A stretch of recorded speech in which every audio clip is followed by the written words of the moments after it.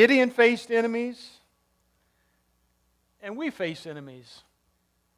They're just different at different times and sequences and different points in history. So I want to ask you today, what are some enemies that you're facing? What are some things that you're dealing with that you look at them and the odds look totally insurmountable and you're not quite sure what to do? Some of you may be thinking of a particular person or a group of people that you just have to deal with all the time. And if you're honest with you, they're your enemy, and you've got to deal with them. Or some of you maybe think of an area of weakness in your life that you deal with all the time, and it's always right there, always in front of you. You have to deal with that as if it's an enemy. Some of you may be thinking of some physical or medical challenge that you've got to face and deal with and wrestle with every day of your life. Some of you may be thinking of an emotional issue that you've struggled with in your life, and you're dealing with that. Some of you may be thinking of relationship issues in your relationship, your marriage, or your dating, or something's going on with a person, and it's a constant battle. It's constantly there. It's always in front of you. Can you relate to those enemies? You see, we don't have to be little Joe and Hoss or Gideon to come to the point of our life where we face enemies. And when we face an enemy, we need to know what to do. Well, last week we started in Judges chapter 6, and we looked at Gideon, and we looked at the first part of Gideon's story, basically where God called Gideon to lead his people against the Midianites, who had totally wiped out the land for 7 years. They'd come in, they'd wipe out the crops, they'd take away the livestock. It was devastating to the Israelites. And God goes to Gideon and says, "Lead him out, mighty warrior." And Gideon says, "Oh, wait a minute, you got the wrong guy here." And Gideon had to overcome some of his fears in order to do what God wanted him to do. Well, today the story continues in Judges chapter 7. As we look at this whole theme we're using for this true north, what do you need to do to face your enemies? What do you need to do to overcome the things that you're dealing with? You see, what we need to know is, what is it that's trying to get me off track? What's trying to get me off that true north, that destination that God has called me for? And how do I deal with it when I'm faced with it? Well, the story continues in Judges chapter 7. I'm not going to put all the passages up, but we'll start with this one.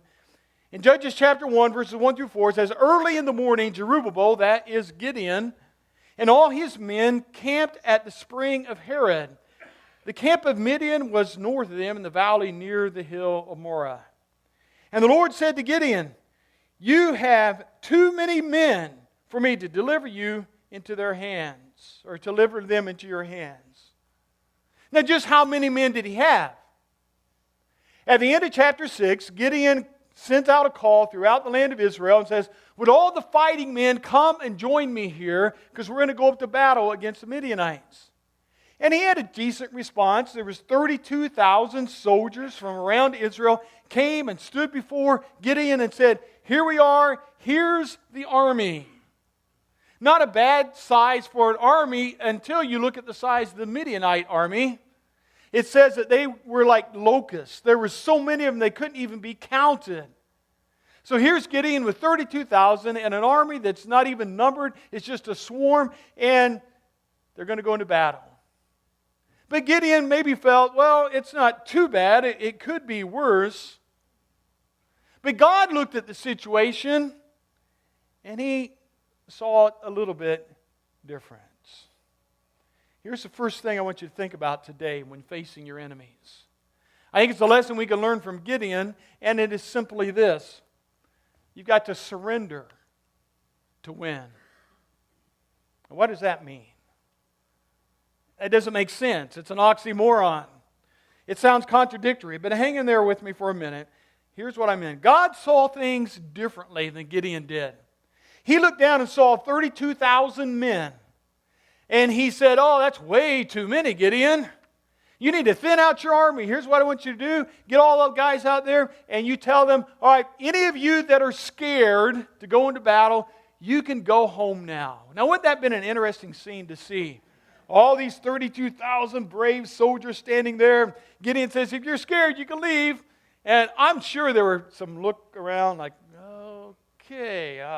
And finally, one brave soul steps out and, sorry, I'm leaving. And then all of a sudden, another one steps out, and another one steps out.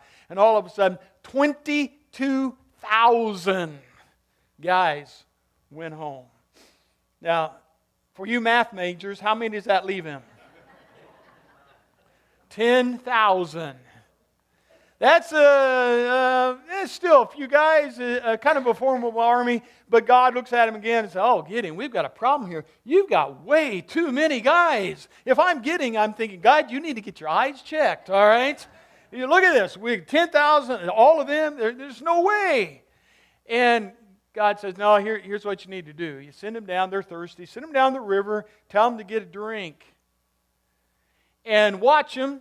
And those that go in and they stick their head in the water head first like an animal that drinks, you send them home. Those that cup the water in their hands and drink it like this, you keep them. So he sends them down to the river. I can just see them rushing down to the river. And all of a sudden they get down there and they start plunging head first. And Gideon's going, wait a minute, what are you guys doing? And finally he sees a few and you know how to end. 300. 300. All of a sudden, his army goes from 32,000 to 300. Then God says to Gideon, with the 300 men that lapped, I will save you and give the Midianites into your hands. Now, why in the world would God do that? Well, in verse 2 is the key of chapter 7. It says, in order that Israel may not boast against me that her own strength has saved her. He didn't want the children of Israel to say, look what we have done. Because usually when you say, look what we have done, look what I have done, who is put on the back burner? God. And God says, I don't want that happening here. In fact, what's interesting, you remember back in Gideon chapter 6, when God first encountered Gideon, Gideon looked at God and said, God, where have you been lately?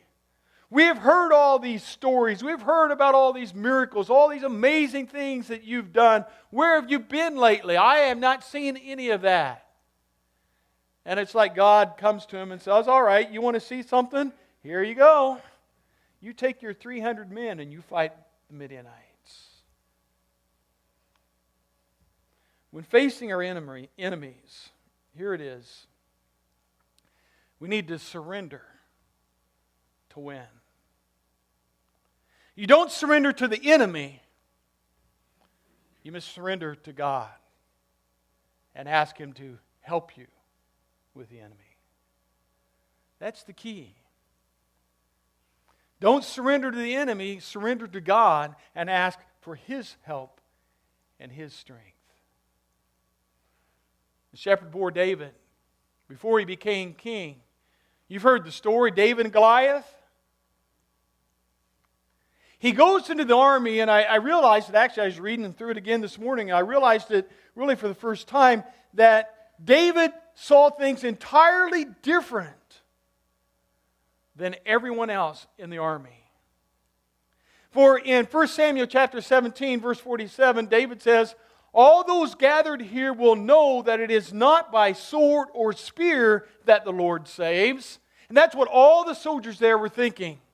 We're going to go up against this guy. We're going to go up against them, the Philistines. And it's by our sword and our spear that we're going to have victory. But David goes on to say, for the battle is the Lord's, and He will give all of you into our hands. The battle is the Lord's. He takes, you know the story, 5 stones and a slingshot. And he goes in and he's not depending on anything else. In fact, he stands before Goliath and said, the Lord will give me victory.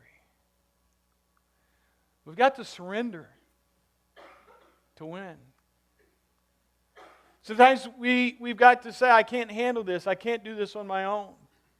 But Lord, will you help me? The Apostle Paul, in 2 passages in the New Testament, great passages, he shares in 1 Corinthians or 2 Corinthians chapter 12, he had this thing called thorn in the flesh. We don't know exactly what it was, but it was some type of ailment. It was some type of struggle, some type of something he had in his life. And here's what Paul says about that. He says, I will boast all the more gladly about my weaknesses, so that Christ's power may rest on me.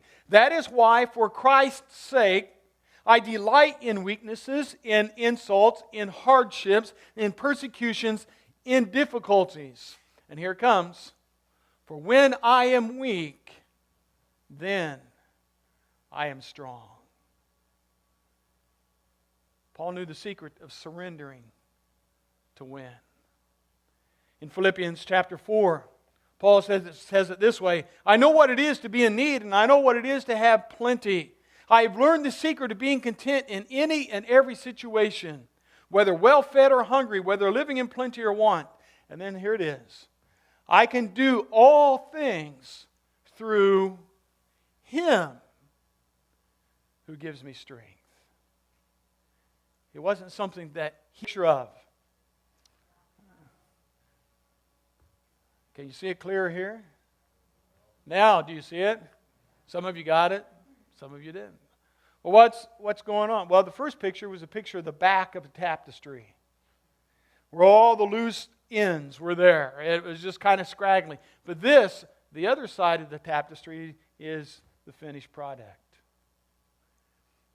Sometimes we see life through the back of the tapestry. We kind of have an image. We may know what it, but it's not real clear.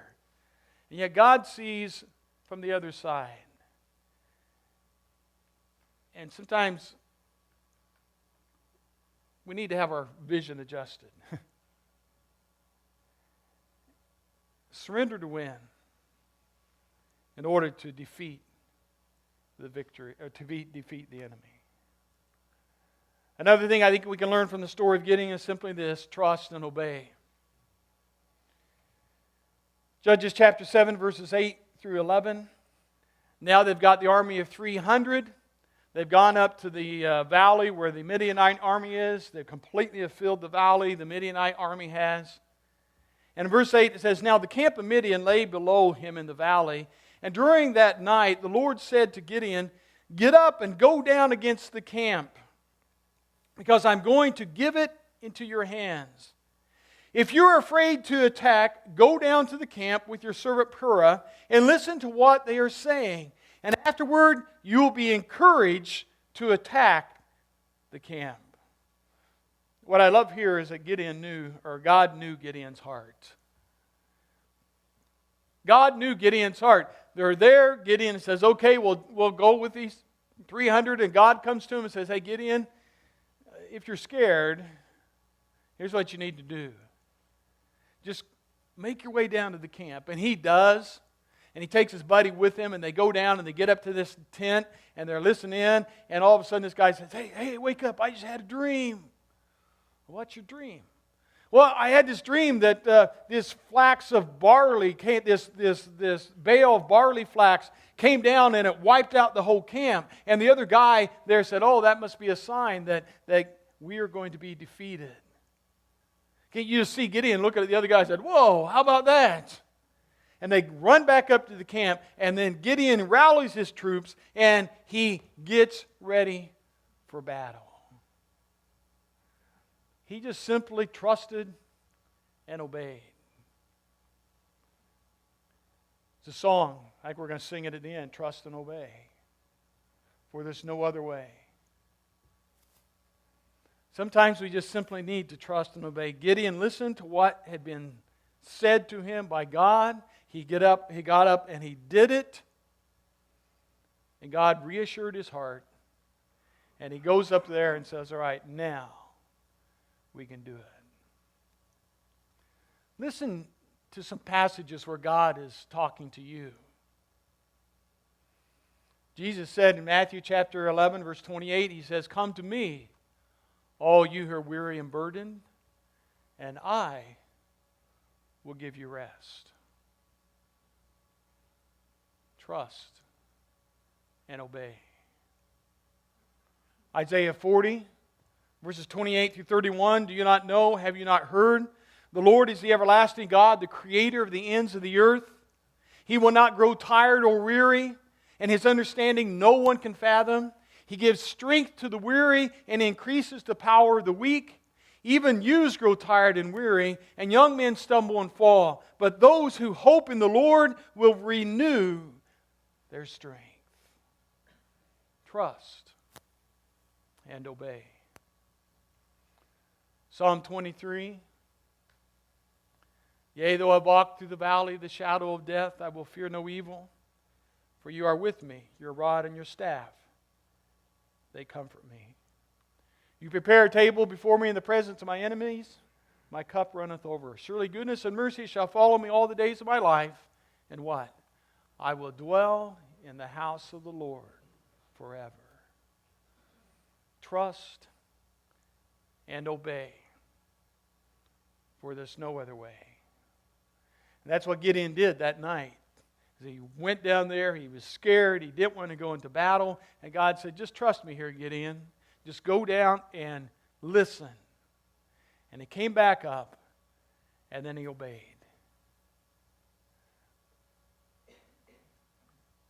See, we've got to follow.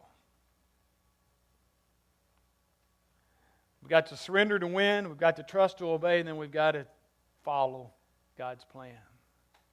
Judges chapter 7, here's what happens. Gideon and the 100 men with him reached the edge of the camp at the beginning of the middle watch, just as they had changed the guard. They blew their trumpets and broke the jars that were in their hand. Now, if I'm a soldier and there's only 3 of us and a whole valley full of soldiers, and I'm lining up to get my weapons for a battle, and my leader gives me a trumpet and a pitcher with a candle in it and said, here's all you need, I think this guy has lost it all. There's no way in the world I'm going to go into battle with this. And it came down to following God's plan. Gideon didn't say, well, carry these things with you, but, I've got some bazookas in the back and air support coming in. We're going to take care of this, don't worry. No, he says, just go and surround them. And this is what happens. They blew their trumpets and broke their jars that were in their hands. And the 3 companies blew the trumpets and smashed the jars. Grasping the torches in their left hands and holding in their right hands the trumpets they were to blow, they shouted, a sword for the Lord and for Gideon. And while each man held his position around the camp, all the Midianites ran, crying out as they fled. And when the 300 trumpets sounded, the Lord caused the men throughout the camp to turn on each other with their swords. And the story is finished by the Midianite army wiping themselves out. A few of them escape, and Gideon chases them with the 300 men, and they have victory over the Midianite armies that night.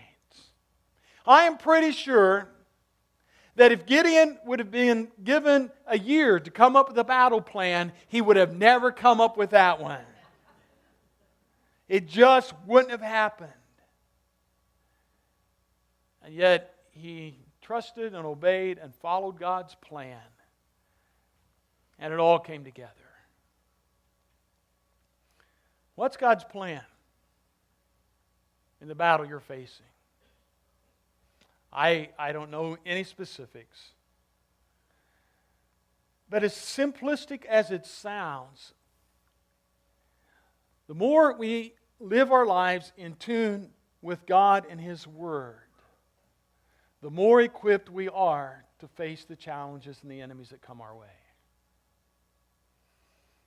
Jesus said something like this: love your neighbor as yourself. Gee, I wonder what that would do to the world if that was practiced every day. I wonder how many enemies there would be out there. Here's one we don't think of, but I think it's right in line with God's teaching. It's about how much we trust the Lord to supply and take care of us. Malachi 3:10, bring the whole tithe into the storehouse, and see that if I will not throw out so many blessings upon you that you cannot contain them. Do we approach life where if everything we have is the Lord's and we offer back to Him? the blessings He's given us. You ever remember Jesus saying anything about forgiveness? Forgive instead of seeking revenge. But seeking revenge is so much more fun, isn't it? You get to plan it out and figure it out, and what can you do to hurt the other person the most? And He says, forgive one another, just as I have forgiven you.